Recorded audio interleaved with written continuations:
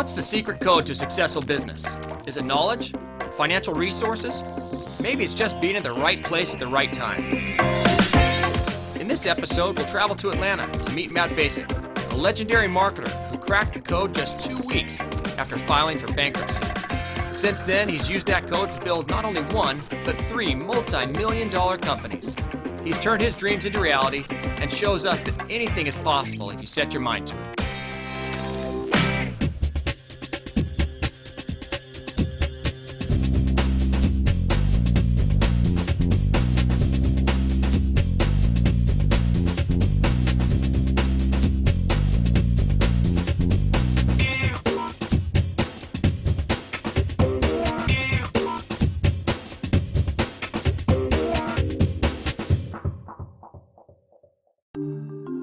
I never want to say I woulda, coulda, shoulda. I want to live an unregretful life.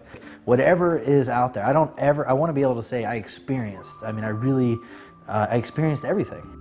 And Matt Basic certainly is living life to its fullest. The son of several generations of steelworkers in Youngstown, Ohio, Matt was taught by his father and his grandfather the importance of job security and a good pension. Yet Matt had been bit by the entrepreneurial bug at a very early age. By the age of 12, he started a paper route and soon expanded that into a lawn care business. His grandfather encouraged his business desires by giving him the Wall Street Journal. His education into the exciting world of business had begun. I was educated in a little bit different thing, even though not from the school, not from anything else, but I was reading the Wall Street Journal. I was looking at these things. I remember when NutraSweet came out. I remember when Microsoft stock started soaring, and in knowing and looking at these things, and when all these different things started happening, and I could pick. I would say, you know what, that's really going to be huge. But seeing those things and reading that stuff. Matt developed a competitive side also. He started out playing football, but went on to greater victories in the boxing ring.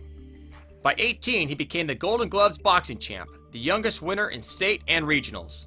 Today, Matt channels his competitive energies into his businesses. I've learned to use my mind instead of my fists. It seems to have paid off very well for you. So in the game of business, there is no second place, and you play to win. Because the only thing second place is the first loser.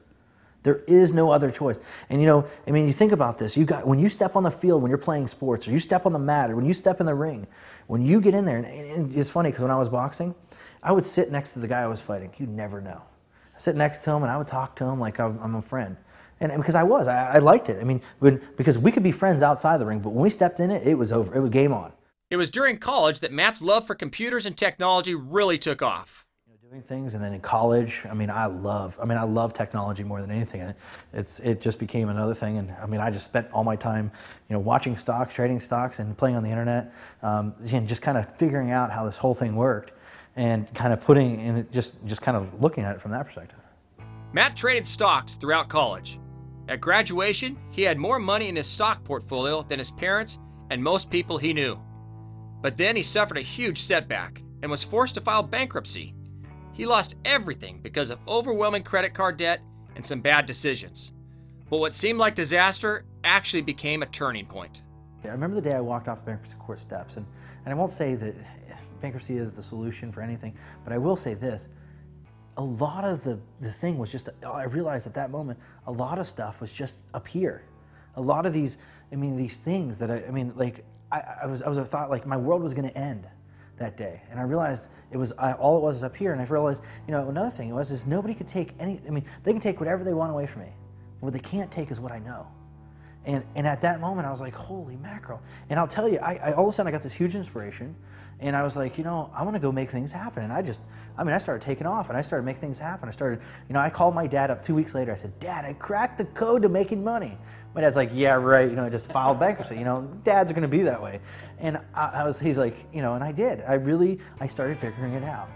And the reason is because I said, if this is what the lowest low is like, then I can't imagine what the top's going to be. And I already felt what the bottom was like. So it's not like I got anything. It's like I already know what that's like. Let's go focus on the other thing. And I haven't looked back since. Matt realized that the code for making money hinged on making people a top priority. I wasn't focusing on people. I was focusing on the wrong things. And when I was focusing on the products and how, what was it, I wasn't focusing on the people. And I realized, it came to the conclusion, and I realized, what are the most successful people in this industry? What have they done? What do they do? And I realized two things. One, they have a list. They have a list of people, and it's people that where you make the money. And the other thing is that they had big ticket products. And I realized, these guys, they have big ticket products, and they have, they have, not only that, they have a list. And if I focus on those two things, I could be successful. Because, a lot of people say success leaves clues. And I figured that was a good clue or a good key in. And if I focus on getting people, then I could do whatever I want with them. And that's exactly what I did. I started focusing on building lists, started making things happen from there, because then I could send out emails and make money from there. Or because business is about people, not about anything else. It doesn't matter. It's people buy from people. Matt knew what he had to do to succeed. To get there, he started by taking one step at a time. At the beginning, it was, okay, now let me just take care of my expenses. That's the only thing I thought of. But my first goal was to get to $1. Let me just make my first dollar online. Once I make $1, I know it's real. And then after that, my next goal was, let's get to $1,000. Because when I was, in the bankruptcy state, I remember coming home every day. I was like, I'm gonna make $1 million, I'm gonna make $1 million. I was saying it, I was thinking it, it wasn't happening, a lot of people think about it on this thing, it wasn't happening. And I said to myself, this is ridiculous. And I realized what the deal was. I felt I was getting depressed. I felt that I wasn't doing anything because I didn't make the $1 million. And I realized I need to cheer on the small victories along the way. I need to set smaller goals. So what I did was I said, okay, let me just break $1, and then let me break 1,000, and then let me break 10,000. Then from 10,000 I went to 100,000, and 100,000 let's do $1 million, and then from $1 million let's do $1 million in a year, let's do $1 million in a month, let's do $1 million in a day, and I even got one of my goals is to do $1 million in a minute. It's like, but so I started setting those goals, but I would cheer on the victories, and when I did hit those things, when I hit my first $1, I took myself out or did something special, even though it cost me more to do the prize, but I still did something. And then when I hit my first 1,000, then when I hit my 10,000, but all those little different things were like small victories to cheer along the way instead of saying, oh, I'm going to try to hit this pie in the sky thing. But I cheered on the victories along the way to get to my goal. And I think that was that was huge for a lot of people to realize. Like, I tell people the hardest thing I ever did was make my first $100,000. Making my $1 million was easy. It took me, once I cracked the code to make $100,000, it took me less than 6 months to make my first $1 million. But I had to break that $100,000. For some reason, that $100,000 mark was the hardest. Once I broke it, the sky's the limit. So after 2 months, you basically told your dad you broke the code. You just mentioned again you just broke the code as far as 100,000. So what's the code for making 100,000 online? Well, well, for me, the easy thing was it was really teleseminars. Back then, teleseminars weren't that popular. We were doing teleseminars. I would find all I would do, and how I even did it with my first $100,000. Did everything. I had a list of people, and what I did is I sent out emails. I did a teleseminar, and I had somebody on there that knew how to sell. That was a good closer, and that was very important to me to find somebody that knew how to sell and that had a big ticket product over $1,000. Get them on the call. And when I get them on the call, they sell, and when they sell, I get a piece of that, But that was right there. I said, I had the list, I had the people, and I made the money, and I ran all the money, because sometimes people don't pay you. But I did it that way, and it worked. Once we hit 100,000, I said, oh, I just got to do this. I only got to do this 100,000 times, 10 times, and make $1 million. How easy is that? And in 6 months, I just kept on pounding, and I found other different ways, to make it happen, and everything started piling from there. But the big thing is kind of what I was talking about: big ticket item and the list. Those two things. And if you have the big ticket item, other people have the list.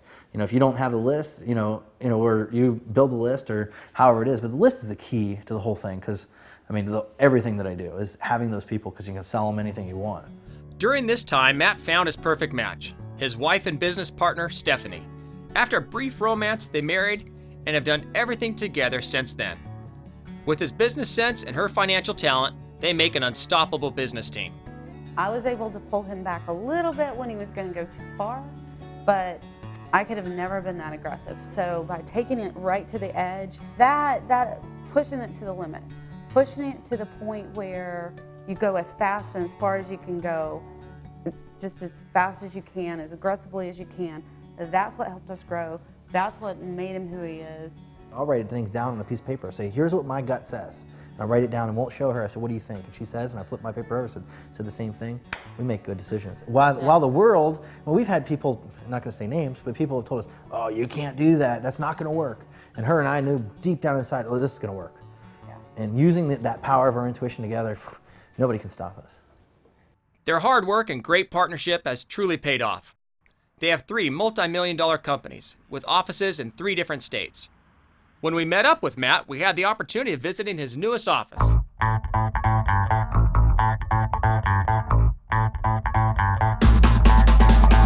This is the office. This is a 6,800 square foot location. Whenever somebody makes a sale, they ring the bell. So then the whole office, we kind of created the environment so the whole office will get up and start cheering for that individual. So you'll hear everybody all over the place when you hear the bell, like go start clapping. But in this office, the rule is you can wear whatever you want as long as it's not too revealing. And don't touch the air conditioning unit. You touch the air conditioning unit or do that, any of those 2 things, I'll fire you. This is my messy office, and I did not clean it for you guys just to show you guys. This is what I call Matt's messy desk. This is where a lot of the stuff is a lot of stuff has been created, and I do know where everything is on this desk. All these are all things that people sent me. Sometimes they don't send me once, they send me twice to help promote their stuff. I'll get just stacks of things that come in from Federal Express. People want me to promote and sell. I slept underneath my wing at Oshkosh. It was really fun. I flew into Oshkosh, the biggest air show in the world. Most airplanes in one concentrated area than anywhere else in the world. I did a day where I flew from Atlanta to here in one day and then speak. Got on the plane that night, flew to Baltimore, and then spoke for Mike Filsame's event, and then flew home that next day. This is pretty much the model. Basically, online, what I'm doing is I'm driving traffic to a squeeze page. But after that's done, then they'll buy a product from us. And the X can be anything. It could be an ebook. So somebody will buy a CD or X, whatever this is. As soon as they purchase that, then we pick up the phone, and an assistant calls them and schedules an appointment with the sales guy. And the cool thing is we'll set up the appointment, and I'll kind of show you 80% of the people that ended up buying these things, 80% of them we'll get on the phone, we'll talk to them. If somebody goes online and purchases a product, if you call them right then, they already have their credit card out. You know? They're by the phone, you know it. They're probably by the phone where they just ordered from. So you know, and you know they're there. So, I mean, it just makes sense, because the hardest thing to do is waiting a couple days, they're not around, trying to play phone tag. So no, we'll call them. Then we'll call them, get on the phone. Either we'll get them on the phone, we'll get them to the sales guy as quickly as possible, or what we'll do is schedule the appointment. But we'll get on the phone with about 80% of the people, and then we'll get on, then over here, you know, some of them, not all of them will stick, of course. Some people don't do that. That's why we always schedule within a couple days. We don't want to schedule way out because people will forget that. But these guys get on the phone, like our guys, they'll sell them a $5,500 product. They'll sell 1 every 16. 1 every 16 people they talk to. Well, the cool thing is this, and if you look at this, whole model here, we can increase the amount of traffic, so that means we can increase this. We can increase the actual page here, so we can increase the conversion on the sales letter. We can increase the amount of callbacks we get and stuff like that, or we can increase the thing here. Another thing most people don't realize is you can increase the conversion by what's said on the CD. The actual content on the The CD? actual content on the CD. So where you know, because if the content on the CD leads them to the product you're selling, then it just makes sense. But the other thing, what most people don't see is they draw a line here. And this right here is when somebody says yes to us, they go through our system. They go through our whole system. But when somebody says no, we'll send them a postcard. These postcards are created here in the office. We'll send them a postcard that says, thank you very much. On the back will be a picture of the salesperson they talked to. And there's a thing that says, I really enjoyed talking to you on the phone. You know, and check your mailbox in the next few days. You're going to get a free gift and a big envelope with an eagle on it. So we send them out this postcard. So you say no to us, we'll send you this postcard. We'll send you a free gift. So then the free gift pretty much comes in the eagle envelope. So we send them the eagle envelope along with a copy of the sales letter that we were selling them on the phone, the order form of what we were offering on the phone. We also sent them a stack of testimonials. So we have tons of testimonials that we have coming through, a letter from a customer. So we'll pretty much give them everything. So now what happens is, but we didn't give them the gift. That's our sale. So we sent them a copy of my book. So the free gift's my book. Because remember I told you, 1 every 2 people that reads my book, we sell. Yeah. So let's give it to them. Let's get them to start reading it. They will start calling us to buy. I mean, literally, these guys start getting lazy. I mean, really, it's ridiculous. But the reason I did it is because what I keyed in the mind of the individual that we sent this to was a free gift and an envelope with an eagle on it. So now the guy can call back. So we can go back to this whole model here. Now this guy can call back to the nose and say, hey, you know, listen, you said, I mean, anyway, did you get that free gift? Instead of saying, you said no, you still okay with it? He said, hey, did you get that free gift I sent you? Think about the conversation you're in now. course. Oh yeah, I did. And plus, if you ever read Influence or something like that, you know, it's key, the reciprocating. So we'll close. We actually cut. Instead of, remember, from here it was 1 every 16. At here, 1 every 8. Matt's great financial success gives him the chance to enjoy the lifestyle he's dreamed of for his family and himself. Last year, the Basics moved into one of Atlanta's elite country club neighborhoods. Their home is completely custom designed to suit their every need. This is Madison. It's been held by probably more internet millionaires than any girl in the world. This is my son Brian. Anyway, we got 2 bars in the house. We got one upstairs. So what's your favorite drink? Mine? Oh, Irish car bomb all the way. And this is the kitchen. Everything's supposed to be covered. Like this is our refrigerator. And I had to do this because they all wanted me to do this. They bought a bunch of Rockstar just for fun. This is our room. Our bedroom is kind of cool. This is our bathroom. Basically, I did have them put the rain shower in. So when I get in there, I turn on all of them and I have it spitting on my back, on my tongue. Take you through the closet. This is my side, and all those right there I have never worn. I hate that crap. I don't wear ties. I don't like that crap. If they don't accept me in shorts and t-shirts, then I don't go there. That's just the way that it works. Now this area right here is what we call the kids' lounge. So it's where the kids can come and play. As we're about to go downstairs, it's not your typical basement.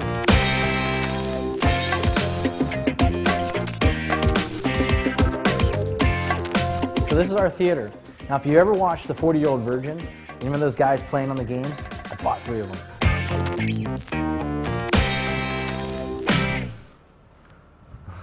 So, Yeah, sweet car, bud. thanks. So I'll tell you the kind of story from this. Everybody used to tease me. I was driving the same car I had in high school. I had a Saturn, and I got it my senior year in high school, and I told myself I was not going to get rid of that car until I made my first million. So I made my first million, and I still kept the car because I just had like all these memories of going to Panama City and having fun as a kid in college. And so I used to get teased on stage about me driving a Saturn. So finally I said to myself, well, I'm going to drive the car until it blows up. So that's exactly what I did. The car actually cost me more to fix the car than it did to get it fixed. So than it actually cost. So I went out and got this so that they quit teasing me about having a Saturn. I think there's thinkers, there's talkers, and there's walkers. There's people that think about it, there's people that talk about it, there's people that actually go out and do it.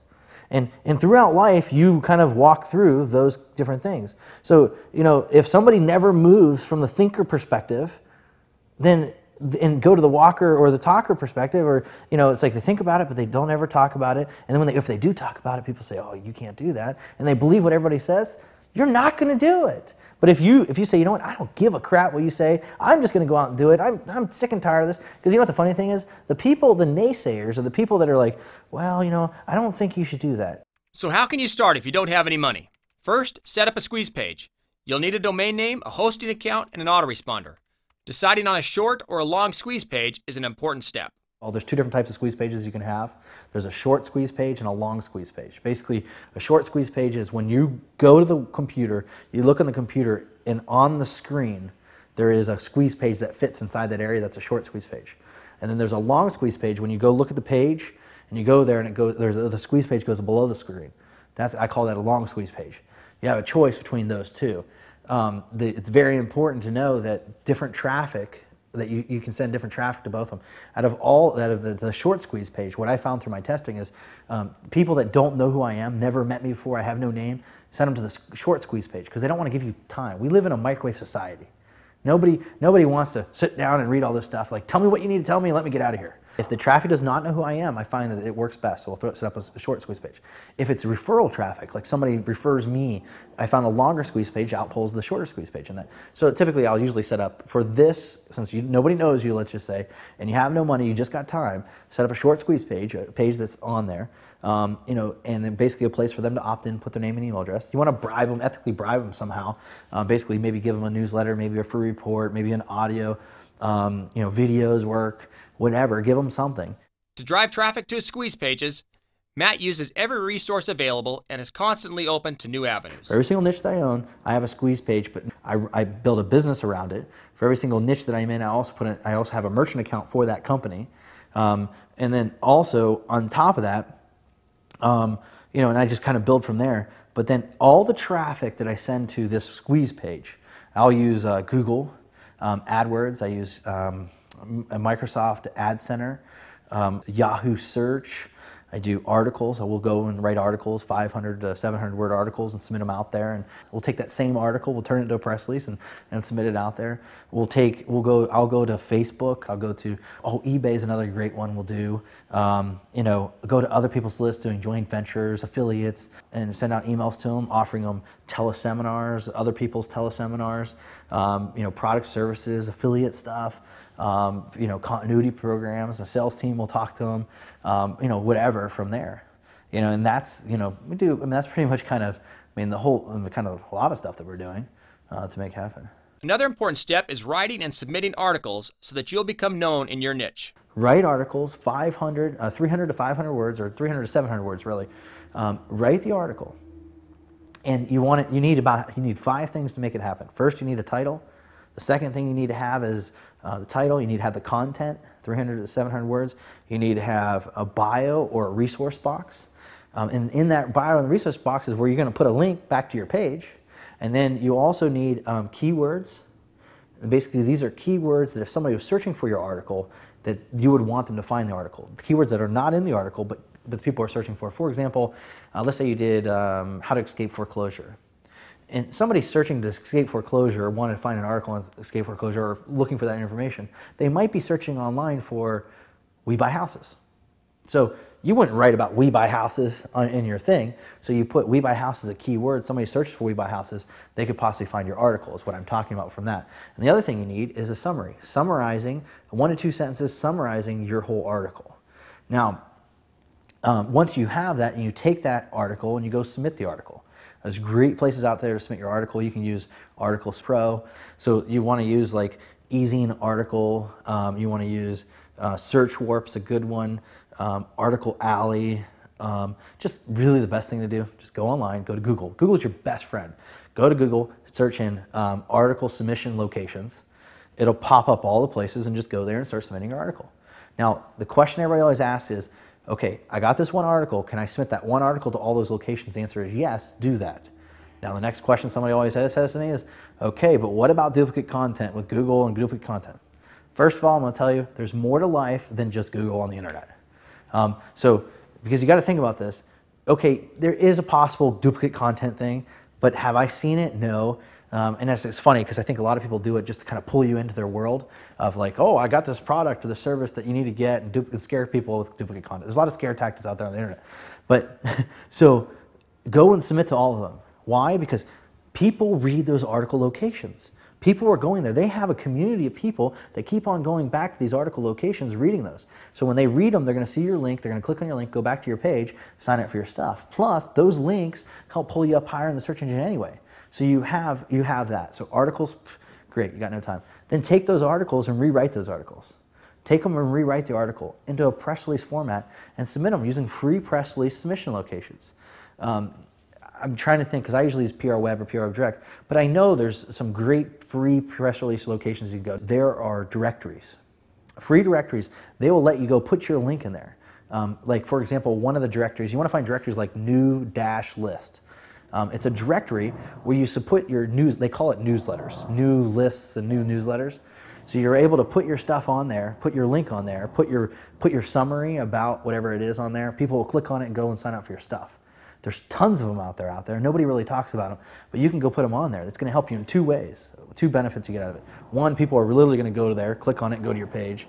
The other thing is people are going to go, and not only that, they're going to, the search engines are going to see your links and help pull you up higher in the search engines. So you're going to get 2 benefits out of this whole thing to make that happen. But I mean, if I had no money, those are the things that I would be doing. If you got money, no got time. Money, oh God, I would go to Elance, hire somebody to write my article. I would take audios or something I had, some content I already had, give it to Elance, have Elance take it, turn it into articles. And then from there, what I would do is I would give it to, once the articles are done, actually I wouldn't even do it. I would tell the person I hired to send it over to Traffic Magicians. I would tell them to give it to Traffic Magicians. Traffic Magicians will go and take my article, put my article on the internet and submit it out there for me, so I don't even touch that. Then they'll rewrite the article and submit it to all the press release locations. And then they'll take that same article, make PowerPoints out of the article, and have somebody verbally talk out your article, put it together with a PowerPoint, and create a video and submit them to YouTube and all these other locations. I think it's like 31 locations for out there, YouTube, Google Video, Yahoo Video. They'll do all that for you. Then they'll take it and they'll rip off the audio from it, put it into a thing, podcast it out there, iTunes and everywhere for you. And then they'll take that same exact thing and they'll go and turn it into a Squidoo site and take all those things, put in a Squidoo site for me. So I'd have all that done, and all of them are going to be driving back to my squeeze page. They would make it so it all went back to my squeeze page anyway. And then they'll take that same exact thing, and they're going to submit it to bookmarking sites. I mean, social networking sites. I mean, I would go to them. Then we got Google AdWords. We got to take care of somebody who's going to handle my Google AdWords. So I'd go straight to pay-per-click kid, ppckid.com. I'd have him handle my Google AdWords. Take care of that. Then the next thing I would do is I would go over to, who would I go to next? Well, I got to take care of my Yahoo and my MSN. Who would I give that to? Well, probably I'd give it to Workaholics for Hire. Have them handle that if they're still doing it. On my social networking sites, my MySpace and stuff myself. Or you can get somebody to do that for you, which I do too. But you can have somebody else do that, and so you're on all these things. Everything's working from there. But and I'd also go hire somebody to write my copy for me and get my site up and do all that. I'd find a good direct response copywriter to do it, and maybe get somebody that knows what they're doing and upload it for you and get it all connected together. But yeah, and then you go hire. There's some guys out there that will write the email sequences for you. Now I personally like writing my own email sequences. I like writing a lot of my lot of my stuff. Everything that I do is my own personal content. But it's my articles. Like I use that same process I just told you, but my articles are straight from my recordings. So it's my content that's getting turned into the stuff that somebody else is working on for me. Once your business is running, Matt stresses the importance of knowing your numbers, specifically whether or not you're profitable. When you're playing the game of business, you've got to look at the numbers. You've got to know the numbers. And I think that's one thing you kind of acknowledge, that I knew the numbers on different things. Why do I know the numbers? Because I'm keeping score. I know what the scoreboard says all the time. Are we here? Where are we at? I want to know exactly what's going on, because the numbers don't lie and the numbers tell stories. And it's very important for you to look and know, are you winning the game or are you losing the game? If we were watching the Super Bowl or the basketball game, how do we know who wins the game? We look up the scoreboard and the scoreboard tells us. So if you're playing a game of business and you play to win, how do you know you're winning? You look at the scoreboard. Focus on the reward or focus on the end result. And who cares? I mean, do whatever it takes to get there to make it happen in reason. But but play hard. And you've got to look at the numbers. If you're looking at the numbers, I mean, look at your conversion rates. Look at your, how many people you're getting on your list. Look at, what conversion. What's your sales numbers? Look at your total. What are your total expenses? What are your total revenue? What's your total profit? I mean, the one keys, if you don't know any numbers to look at your total revenue minus your total expenses, give you total profit. And here's a very important part: when you're playing the game of business, you got to understand revenue doesn't mean crap. Profits do. It's a game of profits. How much money you taking home? How much money you put in your pocket? Look at your bank account. Is your bank account where you want it to be? I mean, if you're winning the game or not. If you look at your bank account and you say, my bank, every time you don't even want to look at your bank account because it's like it really sucks. Guess what? You lost the game. You're losing the game now. And you got to do something to change it. But if you open it up and you look at it and you say, you know what? This is about where I want it to be. Let me just tell you something. There's a lot more out there. We live in an abundant world. There's so much more money out there, and don't get complacent. Matt has come a long way, and even he doesn't know where the top is. But for him, it's not about limits or endpoints. It's about setting new challenges and bigger dreams. I've got some goals over here, like I want to take a company public. I do know that. That's a big thing. I've always dreamed of. I said the next time I buy stock, or next time I do anything with stock, is when I take my company public. And I've got a big goal of taking one of my companies public. I want to ring the bell on Wall Street. Just whatever you dream up, just make it a reality. Sometimes it takes money to make some of those things happen. And that's what making money is all about: is spending time with the family, doing what you want whenever you want to do it, having peace of mind, and just having fun.